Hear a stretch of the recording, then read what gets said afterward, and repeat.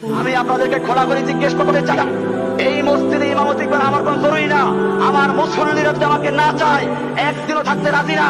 আপনারা কি চান যে আমি মসজিদ ছেড়ে চলে যাই? কে কে চান? কে কে চান হাত উঠান। না না, আমি থাকবো না, এটা কে কে চান? এই মসজিদে থাকবো না। এইখানে কমিটির সেক্রেটারি, কমিটির সভাপতি এরা বলেছে আমি যতদিন মসজিদে থাকবো অতদিন নাকি তারা মসজিদে কোনো কাজ করবে না। মসজিদের 7.5 লাখ টাকা উঠে দিয়েছে এখানে। মসজিদের দোতলার আরেক তলা 3.5 তলার কাছে রয়েছে ছাদ করার জন্য, ছাদ করে নাই তারা। আর তারা বারবার আমাকে বাদ দেওয়ার জন্য, আমাকে মসজিদে খেদানোর জন্য বিভিন্ন চক্রান্ত, বিভিন্ন ষড়যন্ত্র লিপ্ত আছে।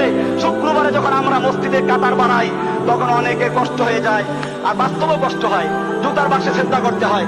অনেকে বলে এটা, এখন এটা কি দোষটা কি আমার না যেই কমিটি মসজিদের টাকা উঠে 1 বছর আগে, তারপরেও মসজিদের কাজ না করে ইমাম সাহেবকে খেলাবার জন্য, ইমামকে বাদ দেওয়ার জন্য, যে ইমাম তাদের গোলামি করে না, যে ইমাম তাদের কথাবার্তা উঠা বসা করে না, যে ইমাম তাদেরকে তোয়াজ করে না, যে ইমাম তাদের বাসায় গিয়ে ধর্ণা দেয় না, এই কারণে ইমামকে বাদ দিতে চায় মুসলমান জাতি।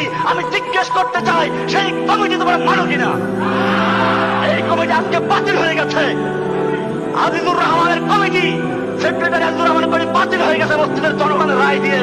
সুতরাং আমি পরিষ্কার বলতে চাই, নতুন কমিটি করে এই মসজিদের বাকি কাজ করার জন্য আমরা তৈরি আছি ইনশাআল্লাহ। আমার ভাইয়েরা, আমি কোন কমিটির গোলামি করি না, কোন কমিটির মুসল্লি ইমামতি করি না। ইমামতি করি মুসল্লিদের। আমার মুসল্লি যতদিন পর্যন্ত আমাকে চাবে অতদিন পর্যন্ত আমি থাকবো।